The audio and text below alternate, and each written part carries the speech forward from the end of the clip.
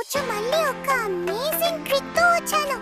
ఈ ట్రిక్ ఎక్కడ అంటే క్లాక్ టవర్ దగ్గర, ఈ ట్రీ దగ్గర. ఈ ట్రిక్ చేయడానికి మనకి 3 గ్లూ వాల్స్ ఇంకా ఒక పాకెట్ వైర్ కావాలి. ముందుగా నేను చూపించినట్లు గ్లూ వాల్ వేసుకోవాలి.